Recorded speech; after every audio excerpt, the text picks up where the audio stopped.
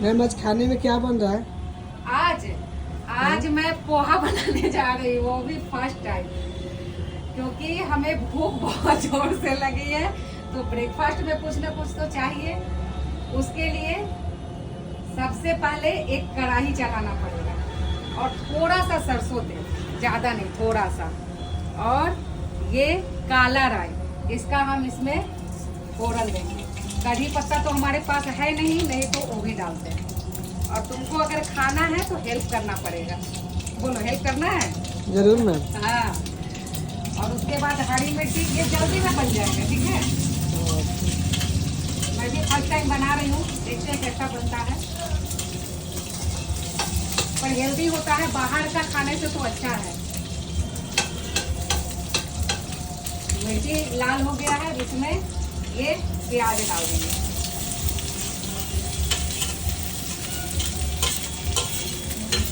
और जब तक ये प्याज लाल हो रहा है तब तक मैं तुमको एक स्टोरी सुनाऊं। स्टोरी सुनना है? जी मैम, सुनाइए। हाँ, बहुत अच्छा स्टोरी है, लेकिन ध्यान से सुनना। जब तक प्याज लाल हो रहा है तब तक मैं सुनाती हूँ। फैमिली में एक माँ और बेटा, बस दो रहते थे। पूरे दुनिया में उस माँ के लिए कोई नहीं था उसके बेटा के अलावा। अपने बच्चे को पढ़ाने के लिए वो दिन भर बाहर जाके काम करती थी। आके खाना बनाना, बच्चे को खिलाना, फिर सुबह उठना, स्कूल भेजना, जाना, मतलब बहुत ही मेहनत करके वो अपने बच्चे को पढ़ा रही थी। और वो यही चाह रही थी कि उसका बच्चा जो है वो पढ़ लिख के बड़ा बन जाए। लेकिन उसका बच्चा जो था ना, उससे नफरत करता था। क्यों? क्योंकि उसके बच्चे को ना शर्म आता था अपनी माँ का चेहरा देखने में। उसकी माँ जो थी ना, उसका एक आंख का रोशनी नहीं था। तब तक मैं तुमको एक कहानी सुनाती हूँ। एक फैमिली में एक माँ और एक बेटा रहते थे। पूरे दुनिया में उसके अलावा उनके लाइफ में कोई नहीं था। माँ दिन भर मेहनत करती थी अपने बच्चे को पढ़ाने के लिए, अच्छा परवरिश देने के लिए। उसको खाना पीना कपड़ा सब कुछ उसको देना रहता था। और हर माँ यही चाहती है कि हमसे जितना हो अपने बच्चे को करे। लेकिन उसका बच्चा जो था ना, वो अपने माँ से नफरत करता था। क्यों? क्योंकि उसकी माँ जो थी ना, देखने में अच्छी नहीं लगती थी। एक आंख का जो है ना, उसका पूरी तरह से खत्म था कहानी, ठीक है। एक आंख से वो नहीं देख पाती थी, एक ही आंख से देख पाती थी। डॉक्टर का कहना था कि अगर टाइम से उसके आंख का इलाज किया जाए तब तो ठीक हो सकता है।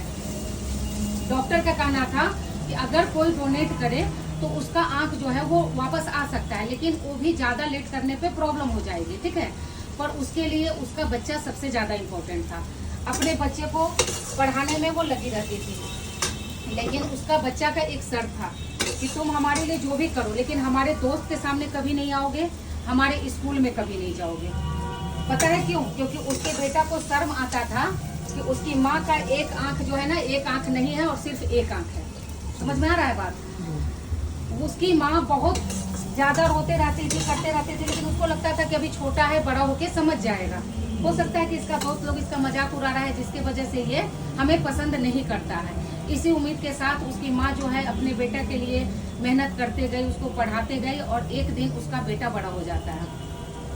जब बड़ा होता है तो उसका बेटा का जो है नौकरी लग जाता है। बाहर उसका बेटा नौकरी करने चला जाता है। जब जाता है तो माँ बहुत खुश होती है कि अब मेरा बेटा नौकरी कर रहा है तो शायद अब मेरे आँख का इलाज करा देगा। उससे पहले बहुत बार उसको अगल बगल के लोग बोलते हैं कि तुम अपने आँख का इलाज करा लो, लेकिन वो पैसा जो बचाती है उससे अपने बच्चे को बाहर पढ़ने के लिए भेजती है। उसका जॉब लगता है तो वो इसी उम्मीद के साथ अपने बच्चे पे खर्च करती है कि एक दिन मेरा बच्चा जब बड़ा होगा और नौकरी करेगा तो हमारा इलाज कराएगा। लेकिन जब उसका लड़का बड़ा होता है और बाहर जाता है तो वो क्या करता है कि अपनी माँ से एक दिन बात तक नहीं करता है, ठीक है, कभी भी नहीं। कोई मतलब उसकी माँ से उसको नहीं रहता है। उसकी माँ बहुत परेशान रहती है। माँ तो माँ होती है। एक दिन वो अपने बेटा के पास मिलने चली जाती है, जहाँ पे वो काम करता है। जब उसकी माँ जाती है वहाँ मिलने के लिए तो वो मिलने से मना कर देता है। वहाँ के जो गार्ड होते हैं वो जाके बोलते हैं कि आपसे कोई लेडीज मिलने के लिए आई है। जब वो मिलने के लिए आता है तो उसका दोस्त लोग बोलता है कि ये कौन है? तो वो क्या बोलता है ना कि ये हमारे घर की नौकरानी है, ठीक है। इसको जो मेरी माँ है ना वो भेजी है कि हाँ देखने के लिए कि मेरा बेटा ठीक है या नहीं है, और कुछ सामान लेके भेजी है। वो अपने बेटा को खाने के लिए जो भी सामान था बना के खुद से लेके गई थी और अपनी माँ को बोलता है कि हम कितनी बार तुमको मना करते हैं कि हमारे पास तुम मत आया करो, अपना चेहरा मत दिखाया करो, तुम्हारे चेहरा से मुझे बहुत नफरत है क्योंकि सब कोई मेरा मजाक उड़ाता है, तुम देखने में कैसी लग रही हो, ऐसे करके मैं इतना बड़ा पोस्ट पे हूँ और तुम एक नौकरानी जैसे लग रही हो, तो तुम मेरे से मिलने कभी मत आया करो, मैं बार बार तुमको मना करती हूँ। माँ रोते हुए बेटे वापस अपने गाँव आ जाती है। उसके बाद उसका लड़का शादी करता है बिना बताए हुए, उसके भी बच्चे होते हैं। बहुत साल बीत जाने के बाद उसकी माँ को लगता है कि शायद अब मतलब उसके शादी हो गया, बच्चा हो गया, तो शायद अब उसको समझ में आएगा कि हाँ माँ का मतलब क्या होता है, बाप का मतलब क्या होता है। उसकी माँ फिर से एक बार मिलने के लिए जाती है उसके पास, लेकिन जैसे ही वो घर में जाती है देखती है कि गार्ड जो है ना उसको अंदर नहीं आने देता है, गेटे पे रोक देता है। जब वो गार्ड बुलाने के लिए जाता है तब तक उसके बच्चे जो है ना वो खेलते खेलते बाहर आ जाते हैं और उसकी माँ को देख के वो बच्चा को डर लग जाता है कि अरे ये तो बहुत डरावना चेहरा है। तब तक उसके पापा आते हैं और वो बोलते हैं कि इसको भगाओ यहाँ से, ये चेहरा बहुत डरावना है और मुझे डर लग रहा है। फिर से वो अपनी माँ को डांटते और वहाँ से भगा देता है। ठीक है, उसकी माँ वापस आ जाती है फिर से, जो नहीं वो अपनी माँ को बोलता है कि आज के बाद अपना चेहरा कभी मत दिखाना, तुम्हारा बहुत ही गंदा चेहरा है, मैं अपनी लाइफ में खुश हूँ, तुम जाओ यहाँ से। उसकी माँ वापस आ जाती है, लेकिन कुछ ही दिनों के बाद उसकी माँ का जो है ना मौत हो जाती है। उसका दोस्त जो है ना ये सब सुनते रहता है। ठीक है, दोस्त सुनते रहता है। उसके बाद जब वो बेटा का रियलाइज होता है कि मेरी माँ के लिए मैं गलत बोल रहा था, तब वो क्या करता है कि अपने गांव वापस आता है माँ से मिलने के लिए, क्योंकि उसका दोस्त उसको बहुत गंदे तरीके से बोलता है। जब वो मुसीबत में फंस जाता है, उसका दोस्त हेल्प करने के मांगने के लिए जाता है। एक टाइम ऐसा आता है कि उसके पास बहुत प्रॉब्लम हो जाता है और अपने पास दोस्त के पास जाता है कि मेरे को हेल्प करो। उसका दोस्त उसका हेल्प नहीं करता है, बोलता है कि तुम अपनी माँ का तो हुआ ही नहीं, तो मैं तुम्हारा क्या हेल्प करूँ कि तुम्हारी माँ थी और तुम उसको नौकरानी बना दिया, जाओ पहले अपनी माँ से मिल जाओ, उसके बाद ही मैं तुम्हारा हेल्प करूँगा। वो जाता है लेकिन उसकी माँ मर जाती है। तब पड़ोसी वाला जो है इसको बहुत गंदे तरीके से डांटता है और बोलता है कि तुमको पता है जिस माँ से तुम पूरी जिंदगी नफरत किए, वो माँ तुम्हारे लिए क्या क्या की है। पूरे जिंदगी पढ़ाई लिखाई परवरिश की, तुमको इतना बड़ा पोस्ट पे तुम्हारा नौकरी लगा, ये सब किसके वजह से? माँ की वजह से। लेकिन एक और सच्चाई है जो तुमको पता नहीं है, जब बचपन में तुम खेल रहे थे, खेलने की वजह से बॉल जो है वो तुम्हारे आंख में लग गया, जिसके वजह से तुम्हारा आंख का रोशनी खत्म हो गया। और डॉक्टर का कहना था कि अगर कोई अपना आंख डोनेट करेगा तो ही तुम्हारा रोशनी वापस आ सकता है, नहीं तो नहीं आ सकता है। और तुम्हारी माँ बिना सोचे समझे अपना आंख डोनेट कर दी, समझे, जिसके वजह से तुम्हारी माँ का ये हाल हुआ। और उसी माँ से तुम पूरी जिंदगी नफरत करते रह गए और आज जब वापस आए हो तो कुछ नहीं बचा, तुम्हारी माँ मर चुकी है। और तब उसको रियलाइज होता है कि वो कितनी बड़ी गलती की है। आया समझ में? तो देखो रियलिटी भी यही है। ये तो मैं तुमको एक कहानी सुनाई हूँ, पर रियलिटी भी यही है। एक बात बताओ, तुम्हारी माँ तुम्हारे लिए क्या क्या की है, पर तुम अपनी माँ की इज्जत करते हो?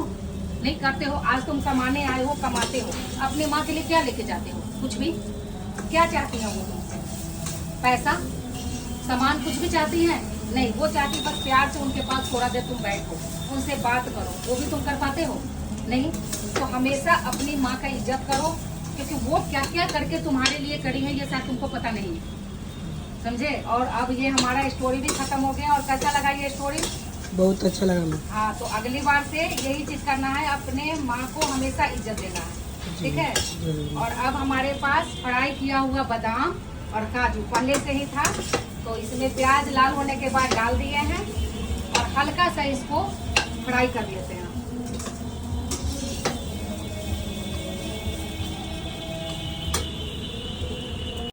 तो जैसा कि अब मेरा ये फ्राई हो गया है, काजू और बादाम, बाकी सब्जी भी इसमें डाल सकते हैं, लेकिन हमारे पास ना तो इतना अभी टाइम है और ना सब्जी अवेलेबल है, तो जो है हम वही डाले हैं। और अब ये पोहा को डालेंगे। हम लोग तो इसको चूड़ा बोलते हैं, लेकिन बाकी लोग पता नहीं क्या क्या बोलते हैं और पोहा भी बोलते हैं। अब इसमें पोहा डाल देंगे।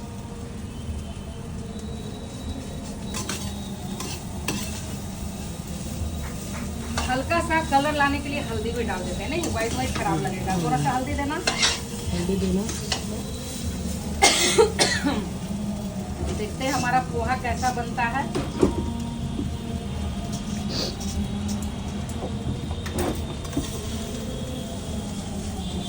हमारे पास आदमी बहुत ज़्यादा है, इसलिए ज़्यादा बनाना पड़ता है।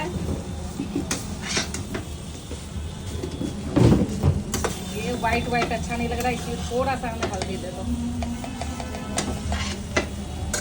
नहीं, ना, इतना उतना नहीं। नहीं। चलो, तो ये वाइट वाइट अच्छा नहीं लग रहा है और मैं भी फर्स्ट टाइम बना रही हूँ, तो इसमें थोड़ा सा हल्दी कलर लाने के लिए डाल देते हैं, देखते हैं कैसा बनता है। और हल्दी डालने के बाद इसको थोड़ा सा मिला देते हैं,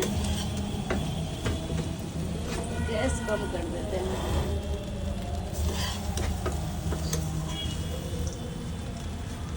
अब इसमें नमक डालेंगे और थोड़ा सा चीनी फ्लेवर लाने के लिए।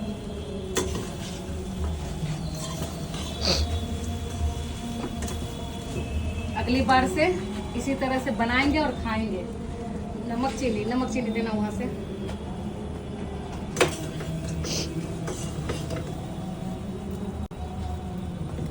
इसमें नमक डालेंगे। मुझे तो थोड़ा ज्यादा नमक पसंद है, तो इसलिए मैं थोड़ा ज्यादा डाल रही हूँ। और थोड़ा सा चीनी, इतना सा।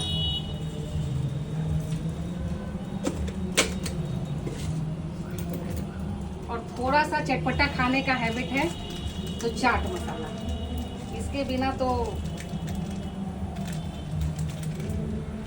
ठीक है। और इसको अच्छे से मिक्स कर लेंगे।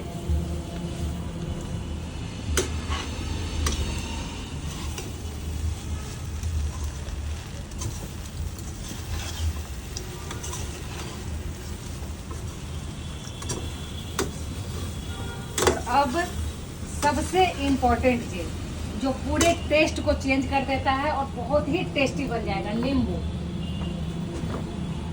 कहाँ रखा नींबू? अभी अदरक करके भी नहीं रखा, तो जल्दी, तो मेरा जल जाएगा।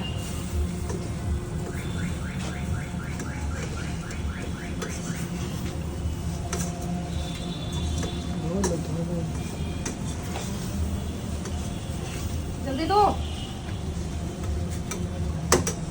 फिलहाल तो मेरा पोहा बन गया है। अब बस इसमें नींबू डालना है और नींबू गाड़ने के बाद ये हमारा पोहा जो है वो कंप्लीट, बस एक ही चाहिए।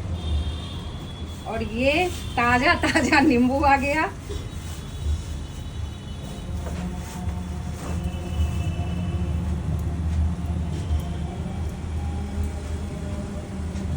ये आधा और बचा हुआ है, इसको भी डाल देते हैं ताकि खट्टा खट्टा और टेस्टी लगेगा। वैसे तो चाट मसाला भी डाले हैं, वो भी अच्छा ही टेस्ट लाएगा। ये बन गया अपने घर में ही टेस्टी टेस्टी ब्रेकफास्ट।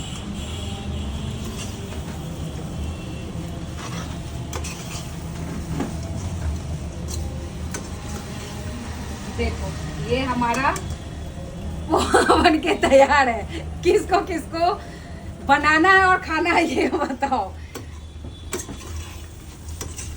चलो अब निकालो जल्दी जल्दी, अब बहुत भूख लगी है। खुशबू भी बहुत अच्छा है। चलो अब गैस बंद कर देते हैं।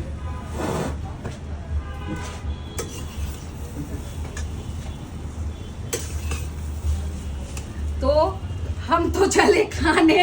अरे बाबा बहुत गर्म है। अब खा के देखते हैं कि कैसा बना है। चलो हो गया, सबके लिए निकालो, ले आओ प्लेट।